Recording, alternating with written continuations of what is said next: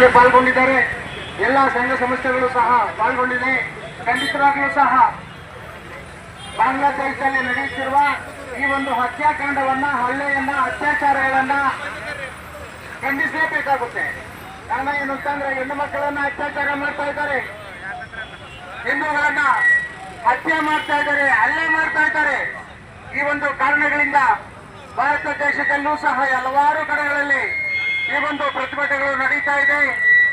ವಿಶ್ವಸಂಸ್ಥೆ ಏನ್ ಮಾಡ್ತಾ ಇದೆ ಇದರ ಬಗ್ಗೆ ಗಮನ ಹರಿಸಬೇಕಾಗಿದೆ. ಈ ಸಂದರ್ಭದಲ್ಲಿ ವಿಶ್ವಸಂಸ್ಥೆ ಇದರ ಬಗ್ಗೆ ಗಮನ ಹರಿಸಬೇಕು. ದೇಶದಲ್ಲಿ ಅರಾಜಕತೆ ಎಷ್ಟು ತಾಂಡವಾಗ್ತಾ ಇದೆ ಬಾಂಗ್ಲಾದೇಶದಲ್ಲಿ. ಈ ಕೂಡಲೇ ವಿಶ್ವಸಂಸ್ಥೆ ಇದರಲ್ಲಿ ಹಲ್ಲೆ, ಹತ್ಯಾಕಾಂಡ, ಅತ್ಯಾಚಾರ ಮುಂತಾದವುಗಳನ್ನು ಖಂಡಿಸಿ ಭಾರತಾದ್ಯಂತ ಹಿಂದೂ ಸಂಘಟನೆಗಳು ಮತ್ತು ಹಿಂದೂ ಜನರು ಪ್ರತಿಭಟನೆಗಳನ್ನು ನಡೆಸ್ತಾ ಇದ್ದಾರೆ. ಅದೇ ರೀತಿಯಾಗಿ ಈ ಒಂದು KGF ನಗರದಲ್ಲೂ ಸಹ ಎಲ್ಲ ಸಾರ್ವಜನಿಕ ಬಂಧುಗಳು, ಹಿಂದೂ ಸಂಘಟನೆಗಳು ಮತ್ತು ಎಲ್ಲ ಸಂಘಟನೆಗಳು ಸೇರಿ ಈ ಒಂದು ಪ್ರತಿಭಟನೆಯನ್ನು ಹಮ್ಮಿಕೊಂಡಿದ್ದೇವೆ. ಈ ಏನು ಹತ್ಯಾಕಾಂಡ ನಡೀತಾ ಇದೆ, ದೌರ್ಜನ್ಯಗಳು ನಡೀತಾ ಇದೆ, ಅತ್ಯಾಚಾರಗಳು ನಡೀತಾ ಇದೆ ಬಾಂಗ್ಲಾದೇಶದಲ್ಲಿ ಹಿಂದೂಗಳ ಮೇಲೆ, ಇದನ್ನು ತೀವ್ರವಾಗಿ ನಾವು ಖಂಡಿಸ್ತಾ ಇದ್ದೇವೆ. ಈ ಕೂಡಲೇ ಭಾರತ ಸರ್ಕಾರ ಜನಪ್ರಿಯ ಪ್ರಧಾನಮಂತ್ರಿಗಳಾದಂಥ ನರೇಂದ್ರ ಮೋದಿಜಿ ಅವರು ಈ ಕೂಡಲೇ ಇದ್ರ ಬಗ್ಗೆ ಗಮನ ಹರಿಸಬೇಕು. ಅಲ್ಲಿ ನಡೀತಾ ಇರ್ತಕ್ಕಂಥ ಹತ್ಯಾಕಾಂಡವನ್ನು, ಅತ್ಯಾಚಾರವನ್ನು, ಅನಾಚಾರವನ್ನು, ಹಲ್ಲೆಗಳನ್ನು ತಡೆ ಹಿಡಿಬೇಕು ಅಂತೇಳಿ ಈ ಸಂದರ್ಭದಲ್ಲಿ ಹೇಳೋಕ್ಕೆ ಇಷ್ಟಪಡ್ತಾ ಇದ್ದೀನಿ. ಸಂಸ್ಥೆ ಸಹ ಇದರಲ್ಲಿ ಇಂಟರ್ಫಿಯರ್ ಆಗಬೇಕು ಮತ್ತು ಈ ಕೂಡಲೇ ಈ ಹತ್ಯಾಕಾಂಡ, ಅನಾಚಾರಗಳನ್ನು ನಿಲ್ಲಿಸಬೇಕು ಅಂತೇಳಿ ಎಲ್ಲ KGFನ ಜನತೆ ನಾವು ಇದನ್ನು ಖಂಡಿಸ್ತಾ ಇದ್ದೀವಿ. ಅದೇ ರೀತಿಯಾಗಿ ಇದನ್ನು ತಡೆ ಹಿಡಿಬೇಕು ಅಂತೇಳಿ ನಾವು ಭಾರತ ಸರ್ಕಾರವನ್ನು ಆಗ್ರಹ ಪಡಿಸ್ತಾ ಇದ್ದೀವಿ.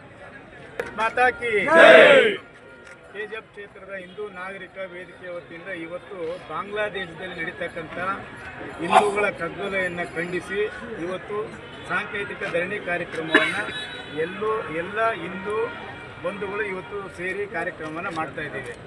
ಈಗಾಗಲೇ ಮನವಿಯನ್ನು ನಮ್ಮ ಪೊಲೀಸ್ ಇಲಾಖೆ ಅಧಿಕಾರಿಗಳ ಮೂಲಕ ಕೇಂದ್ರ ಸರ್ಕಾರಕ್ಕೆ ಕಳಿಸಬೇಕು ಅಂತೇಳಿ ಈಗ ಓದಿ ಎಲ್ಲವನ್ನೂ ಹೇಳಿದ್ದಾರೆ.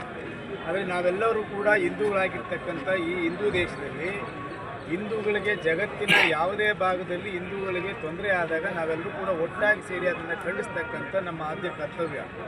ಇದಕ್ಕೆ ಪಕ್ಷಭೇದವನ್ನು ಮರೆತು, ಜಾತಿಗಳನ್ನು ದೂರ ಇಟ್ಟು, ಧರ್ಮಗಳನ್ನು ದೂರ ಇಟ್ಟು ಹಿಂದೂ ನೆಲದಲ್ಲಿ ವಾಸ ಮಾಡ್ತಕ್ಕಂಥ ಭಾರತ ದೇಶದ ಭಾರತೀಯರಾದಂಥ ನಾವೆಲ್ಲರೂ ಕೂಡ ಬಾಂಗ್ಲಾದೇಶದಲ್ಲಿ ನಡೀತಕ್ಕಂಥ ಈ ಅಹಿತಕರ ಘಟನೆಗಳನ್ನು ಖಂಡಿಸಬೇಕು.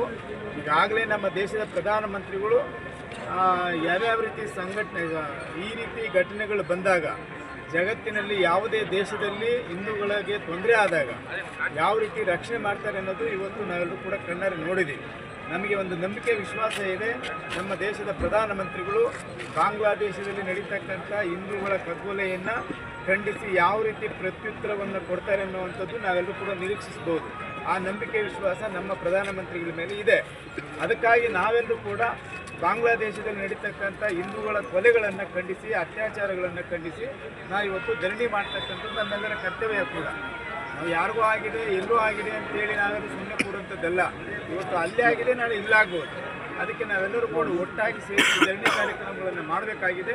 ಇದಕ್ಕೆಲ್ಲರೂ ಇನ್ನು ಮುಂದಿನ ದಿನಗಳಲ್ಲಿ ಇಂಥ ಸಂದರ್ಭಗಳು ಬಂದಾಗ KGF ಕ್ಷೇತ್ರದಲ್ಲಿರ್ತಕ್ಕಂಥ ಎಲ್ಲ ಹಿಂದೂ ಸಾಮಾಜಿಕ ಬಂಧುಗಳು, ನಾಗರಿಕ ಬಂಧುಗಳು ಒಂದಾಗಬೇಕು ಅನ್ನುವಂಥ ವಿನಂತಿಯನ್ನು ಈ ಸಂದರ್ಭದಲ್ಲಿ ಮಾಡ್ತಾ ನನಗೆ ಮಾತನಾಡಲಿಕ್ಕೆ ಅವಕಾಶ ಕೊಟ್ಟಂತೆ ಎಲ್ಲರಿಗೂ ವಂದಿಸಿ ನನ್ನ ಮಾತನ್ನು ಮುಕ್ತಾಯ ಮಾಡ್ತೀನಿ. ಜೈ ಹಿಂದ್, ಜೈ ಕರ್ನಾಟಕ.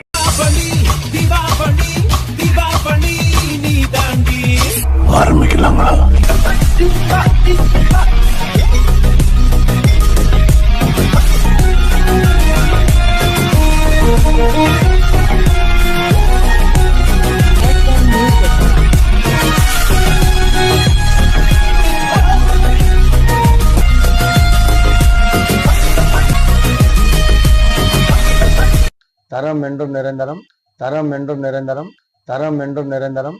வாங்க.